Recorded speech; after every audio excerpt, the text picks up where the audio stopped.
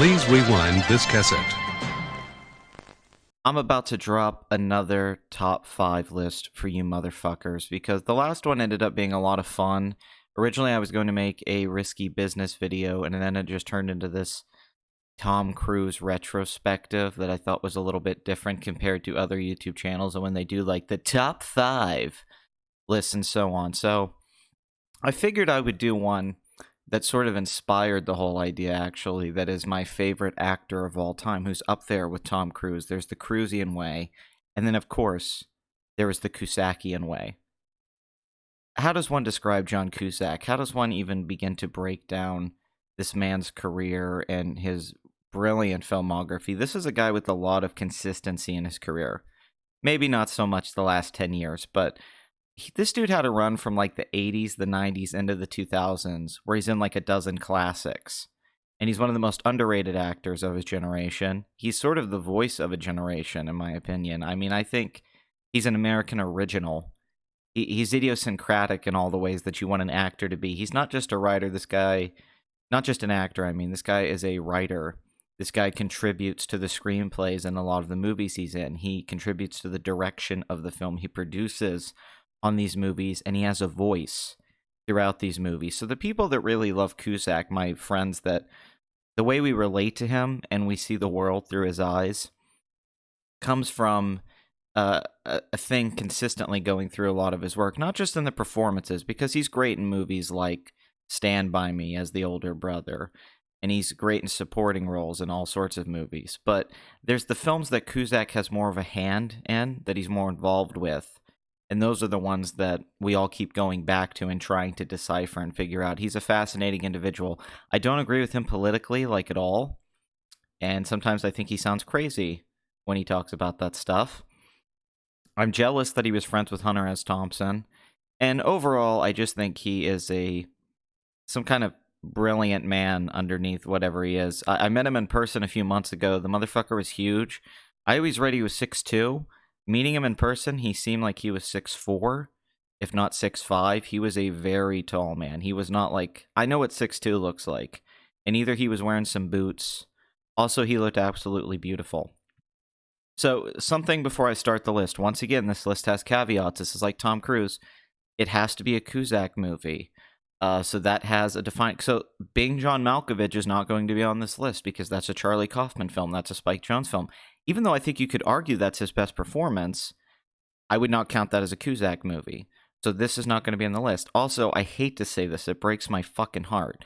Better Off Dead and One Crazy Summer will not be on this list. Now, if I had a number 6 and a number 7, you're goddamn right it would be Better Off Dead and One Crazy Summer.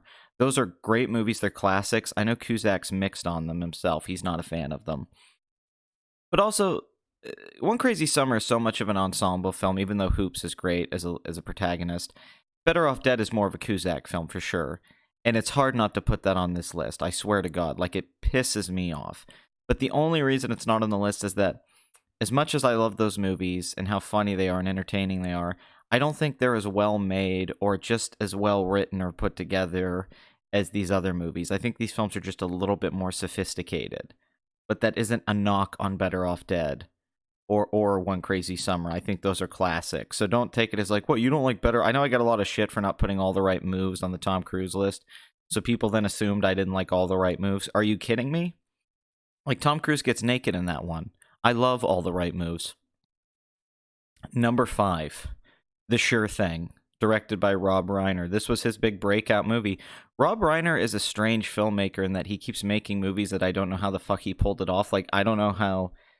Because Spinal Tap, I think so much of that was Christopher Guest. Both Reiner, it's like, how did he make this? How did he make When Harry Met Sally? How the fuck did he do Stand By Me and Princess Bride and then Misery? I don't know. Like, it's a mystery to me how Meathead made all of those movies. The Sure Thing is only above Better Off Dead and One Crazy Summer, because, yeah, I just think it's a better made film. I think it's better directed. I think it's better written. And I think it has... the language, I think it has the tone of a more Cusack film than those two do. The lead character gets told by one of his best friends, Anthony Edwards, is like, hey, I have this girl out here that'll fuck you, dude. This is a sure thing. Drive across the country and come hook up with this chick. And being a horny college student, he's like, are you kidding me? So he meets up with the chick from Spaceballs, and it turns into a great road trip movie, a great romantic comedy, a great 80s teen comedy, and then by the end, a film that, I don't know, becomes something a little bit more. It turns into a movie about expectations and the things you think you want in your life, and then you find out that life's more complex than that. The things that you actually find yourself getting attached to and the things that you end up caring about aren't the shallow things that you were maybe brainwashed in your life to think. You know, this is a character who could come off like a shallow stereotype in a genre that was oversaturated, but he ends up having depth, and the relationship has depth because of it. It's a terrific film. It's one of the definitive Cusack classics, and it's got this novelty to it because it's an early Rob Reiner movie. It's kind of lost in the middle of all these comedies from the 80s and John Hughes movies and so on, but it's really a wonderful gem that I think Criterion should release, and I have no problem saying that. So, number 4, we're going to go with one that a lot of people wouldn't expect, and I think could be argued to not be a Cusack movie, so I might be cheating here. So I might piss off some people with this. I'm going to go with The Grifters by Stephen Frears. Stephen Frears is arguably the best collaborator Cusack ever worked with, excluding maybe Cameron Crowe, but the issue is Cameron Crowe and him only made that one movie. I don't know why. I don't know why Cusack isn't an Almost Famous or something in Jerry Maguire. He could have played somebody in that. In fact, he would have been really good as Jerry Maguire. But yeah, they never worked together again. So he has these movies with Stephen Frears, and Stephen Frears is this like just invisible director, or he blends in. People forget that this guy's made all these amazing movies. I mean, like amazing movies, and he keeps doing it. He's one of my favorite directors. I love directors that people don't go to their style to argue their merit. It's just a good filmmaker. This is a neo-noir with just so much atmosphere, so much tone, so much dark black comedy to it. It kind of reminds me of Bound by the Wachowskis, but it's a better movie. And Scorsese produced it. This is so well made. This is so fascinating. The sexuality of this movie, the con of this movie. I love this in the same way I love a lot of David Mamet films. This is just a terrific movie. Now, you would argue, though, it's not a Cusack film, but I would disagree in the sense that I think he's very collaborative on this film. I think him in this movie and him playing a role like this, which we don't get to see, and he's very good at it, him playing this kind of character, a con man, in a movie like this is so well chosen. And just I don't know, I think he gives the movie a life that it wouldn't have. I think this movie would come off really cynical, even though the acting from everyone else is absolutely brilliant. I think what he brings to it is a lot of humanity, and his character ends up really being fucking noise. His character ends up really being the one who suffers the most in this. Like, he's the great tragedy at the end of the film. And I don't think that ending would work without Cusack, and that's why it lingers with me. It's like, this is a role he had to be in for this scene to work the way it does. It's just because it's him and how he performs it. So I'm putting The Grifters on here because I think it's one of the best made films he was ever in. And I don't think he gets lost in the filmmaker's vision because it's Stephen Frears, and Stephen Frears is an actor's director. He lets his star shine. So people can debate that one, but if you haven't seen The Grifters, totally one of the best films of the 90s and very overlooked. 9 out of 10 across the board. Number 3. This is where we get into the fucking real territory. Of course, an obvious one. Grosse Pointe Blank. Now, the only reason Grosse Pointe Blank isn't number 1 or number 2 on this list, because as far as I'm concerned, the script to this movie, which Cusack had a hand in, and I believe Steve Pink even worked on this, who later did Hot Tub Time Machine with Cusack, and worked on High Fidelity. This script is brilliant, filled with just so many quotable lines, great turns on the plot, just a hilarious movie, a great rom-com. What a great premise. A guy has to go to his high school reunion and kill the father of the girl that he, was in love with in high school, and then they rekindle their romance. The scenes with Cusack and Driver are so good, and Dan Aykroyd's fucking great in this. I mean, it's a film that is so entertaining and so smart. It's a genuinely witty film. And just you get engulfed in it, and just the third act and everything comes together. It's really like Tarantino-esque or Edgar Wright-esque, like the way it blends like action movies with comedy, and how all these like elements come together in a really seamless way. The only reason this isn't higher on the list, because I'm as big of a Grosse Pointe Blank fan as anyone, this is a classic to me, and this is like for a lot of people the definitive Cusack movie. The only reason it's not higher is because I don't think it's a very well directed and edited movie, and I never did. And I think George Armitage didn't do a great job. I wish Stephen Frears had worked on this movie. If you know anything about camera work and lighting and lenses, if you know anything about editing, this is a sloppy production. The movie doesn't look that good. I would say it looks better than a TV movie, but it doesn't look very cinematic, especially in the sequences where there's shootouts and all that stuff. It still works because, like I said, the dialogue and acting and all that's brilliant. But I don't like the look of this film, and I really don't like how it's cut. And I think it could have used a better filmmaker to come in and really give it something. It's an unfortunate thing because they have the material and they have the cast. But Grosse Pointe Blank it's everything you want. Like Cusack, what makes it work is that you buy him as this badass assassin guy. Like that he's cool enough to be this guy who kills people really well. He's completely believable in that role. And that's the key because we know he can do the romantic stuff. We know he can be funny. We know he can do all the other stuff. That's a lot of the second half of the movie. But him being able to pull off the badass side of this is what makes this one of the best movies in his career. And because it just shows his range and that duality that he's able to bring to roles in a way that I don't think a lot of actors can. It's like how Keanu Reeves can do the physical acting, but Cusack can actually also act, which is why I always said he should have been the lead in Speed. I think he would have been much better as the main character in that movie because he's a better actor than Keanu, and I think he can do all the physical stuff the same way. Also, an argument could be made for him playing Neo, but we'll just stick to, Grosse Pointe Blank. Awesome. Awesome movie. Number 2, we're going to bring up Cameron Crowe. Say Anything, the Gen X movie. What is the origins of the Cusackian way? What are the origins of this type of character? I would say it starts with Brad Hamilton in Fast Times at Ridgemont High, written by Cameron Crowe, and a little bit of Cusack's performance in 16 Candles by John Hughes. And he actually wanted him to play Bender in Breakfast Club, which I think would have been better. And he was also up for Ferris Bueller, which I think might have made that character more likable, even though I love Matthew Broderick in that role. So the thing about this movie is that Lloyd Dobler, his performance and the way this character's written, this to a lot of people is the Cusack movie because he has Cameron Crowe dialogue, so all of the lines, I gave her my heart, she gave me a pen, are just so good, and he nails every single one of them. Lloyd feels like a real person. He feels like somebody we've all met. He's very relatable because he's stuck in the middle of the social circle. He's not a loser, but he's not cool, but he's cool in his own way. He has unique hobbies like kickboxing.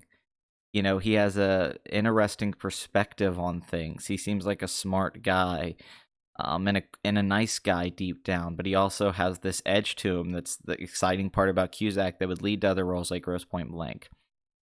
It's just him and Diane's relationship. It's just so because the actors were actually into each other during filming. This is on the DVD commentary, and Cusack talks about the movie, and he's like, "We were going to do this one thing, but we thought that would be pussy." Which is one of the greatest quotes in a DVD commentary of all time. This is really where I feel like Cusack started to have more of an imprint on the work. I feel like this was a collaboration with Cameron Crowe. I don't think this was just Cameron Crowe wrote the script and then Cusack came in and read it. I think they really found a rapport with each other, a chemistry. I think that Cameron Crowe stepping up as a director as opposed to Fast Times is a major moment. And Jim Brooks was his influence, and I think you see it throughout this, especially if you like Terms of Endearment. Just Lloyd as a character is such a zeitgeist person. He's such a in the moment. It's such a cultural thing. Like he defines going into the 90s. He defines an archetype. But like I said, underneath that, Cusack finds the relatability and the humanity in it. And Lloyd ends up being someone you really want to get to know, even though you feel like you know him. And a lot of people try to mimic this kind of character since this movie came out. They try to capture. I would say I would take Lloyd Dobler over any lead in a John Hughes movie. And I simply, for the fact that he's just more interesting and he is funnier. And Cusack's physical acting in this role, the physical performance he gives, has this masculine vulnerability, which I think is a key to it. To where, like I said, he's a big guy, and in this he's a kickboxer, but it's always like he's so small when compared to her, or how massive her life is right now, the struggle she's having with her father, and how her life's kind of falling apart. And then how they find a strength in each other to go into the end, that they can face their fears together. Cusack has a way of making you not scared. He can help you get over your fear. He's a very comforting person with his charisma, and that's the thing about this movie. It's a comforting character and a performance that you kind of just, he helps you realize like, hey, everything's going to be all right. And there's something really beautiful about that I always go back to. We all need Lloyd Dobler holding a stereo in front of our house sometimes. We all need that moment. Number one. This one is the top 5 list thing. This is High Fidelity. Stephen Frears again. What a collaboration. Based off a Nick Hornby novel, one of my favorite writers, who's always dealing with these, men who are really boys that don't want to grow up. They're in Arrested Development. They have strange relationships with women. Big Nick Hornby fan. They took the book from the UK and put it in Chicago. Jack Black's in this and is brilliant. I mean, the movie itself is just a brilliant masterwork with all these different things too. But we'll talk about Cusack in it specifically because that's what this is about. This is Lloyd Dobler with a bitterness that's come from living a little bit longer. This is the closest he ever got to being Lloyd Dobler again. This is him tapping into that same realm, but it's meaner. It's older. He looks older. It just adds to it. All the dialogue and quotable stuff that's in Say Anything, it's all in here too. But it's maybe even more true to life, where like there's almost a fantasy aspect to Say Anything, where this is like, if you've ever been an asshole in a relationship or just an asshole in your life to the people around you, not letting them in, Cusack captures that, and it would be a really unlikable character with a different actor. I've heard people say he's miscast in this, that this is like a Robert Downey Jr. type role, but I think Cusack really, really meets the material, and he was so infused with the material. It's the music he likes is in this movie. It's the kind of comedy he likes, and this is where he really becomes the auteur, is him and Stephen Frears working on this, the people he wanted to work on it, his input on the screenplay, his performance in this. I mean, I think it was all Academy Award worthy. If I had my way, this film would have been nominated for several Oscars. And having seen it so many times, even though I think the third act kind of falls apart, this is a terrific romantic comedy. It's one of the best ever made. I mean, the thing that puts this above Grosse Pointe Blank is just it's a better made movie. It's just that simple. This is a wonderfully edited film. This is a wonderfully shot film. The interior photography is just amazing. Cusack talking to the camera, him doing the narration, him getting into your head. I mean, that's the thing. If you ever read Rob Sheffield, it's a lot like his stuff, but we've never had that Cusack talking to us, so it's really like a one-man show for a lot of it. There's a lot of scenes in this where it's just him and the camera and you, and he's communicating with you. And that's tough to do because, if he can't deliver that stuff right, if he can't add something, then it's just a guy talking. It's really like a one-man show. It's like a play in those moments, and he just brings it every fucking time, and it's always funny, and it's always interesting, and it's always intense when it needs to be. I mean, just thinking about him sitting there with a cigarette in his hand in the record store, just images burned into my mind that can't seem to go away. The ending of this movie, now he kicks his leg up in the last scene as the camera pulls out and we fade to black on the Stevie Wonder song. I don't think his delivery was ever better than this movie. His comic timing, at least in delivery. And maybe not his physical acting, but, Rob's not always a physical character, although Cusack still brings that to it in a lot of scenes. But like I said, I don't think he ever delivered comedy lines better than this. I don't think he's ever given like a better dramatic performance. This is a really emotional, dark performance. I think it's spanning the years of his life through high school to now, and it's Cusack playing it. It's like Private Parts, the Howard Stern movie. I think it almost starts commenting on the 80s and Cusack films, and then where we are now with these movies, like this character now. This is where so many Gen Xers ended up like divorced and bitter about romance. This cynicism that the 90s didn't turn out the way they thought it would, or how counterculture failed once again. It's a great character for him. I think he probably read the book and saw that, but it's just the definitive Cusack movie because it has the elements of all these other movies. It has what you like about Say Anything. It has what you like about Grosse Pointe Blank or The Sure Thing, but it's just more mature than those movies. It's more wise than those movies because Cusack is older. Stephen Frears is as good of a filmmaker as any of the people that I've brought up, so he's bringing something to it. that wouldn't be there. And I do think the source material is a big part of this. I think that Hornby and Cusack find, I think it's the way I like Cusack is the way I like his novels. And I think it was just a perfect match of material with the performer. And just there's so many things about this movie that are iconic, but it is that top 5 list thing where they keep going top 5s with each other. It really captures geeks, I guess, nerds, whatever you want to call us, but people who are obsessed, they're narcissistic, they're self-obsessed, and end up sitting around and talking about everything through movies and music and television, and they don't talk about reality. They don't want to relate to the real world. They blame everyone else for their issues. They think they have better taste than everyone else. They don't like, they don't like Philistines, if you will, and hipsters in a way. And so much of internet culture today and criticism, and it's so much in this movie. It's a movie that's very much a film of its time, but also very much like relevant and timeless in any decade it's in. And then how you have to break that down a little bit, that you're not smarter than everybody, that you don't have better taste than everyone else, that women aren't just these evil creatures that you have to figure out, but there actually is, a complexity there that you have to empathize with and try to grow from.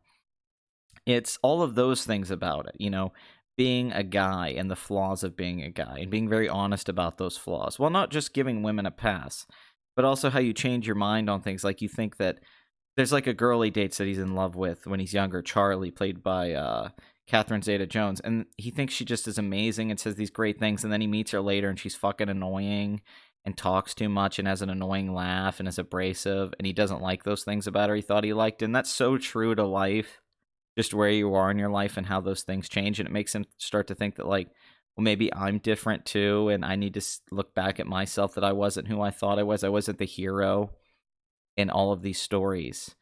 And to overcome that, to the shitty parts about being a male that we have to fight, and also the shitty parts about being a independent person, a business owner, and this, anti-establishment, anti-corporate attitude, which this movie is filled with, which I also think Cusack is very much a part of as a person, that he doesn't like the establishment. It's those elements coming together and him being in that role, that he was destined for it. And it's his voice that I talked about. This is the Cusackian way with the most clarity it's ever had. And even though maybe it's not the film that I laughed the most at or the most entertained out of all of these movies, I think it's the most important one. And I think it's the one that, if I had to tell anybody to watch, it'd be this one. Because a lot of romantic comedies are always told from the perspective of a female, and the male characters always kind of become two-dimensional, where this is a male film. This is a male romantic comedy.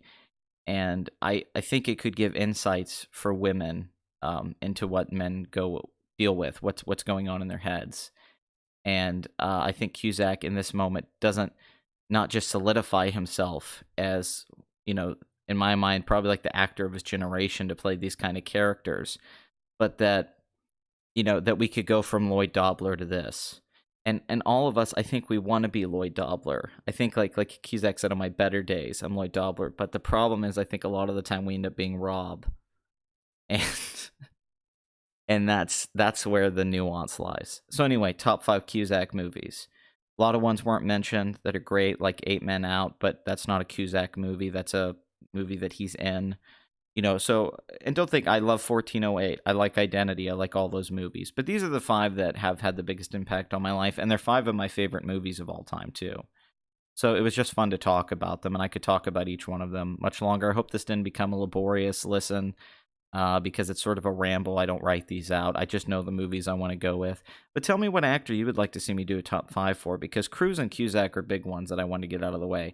I'm open to anybody if somebody suggests a good one, and maybe I'll do this with directors and writers and so on too. But thank you for watching. It's funny, I actually was just text messaging with a friend because I'm missing class right now. You are? And my film class. And it's so funny because they're watching American Beauty today and analyzing it. American Beauty? Mm-hmm. What's funny about that? You were in that. No, it wasn't. American Beauty? Nope. What's the one with the rose petals? I'm not in that. That's not you? No.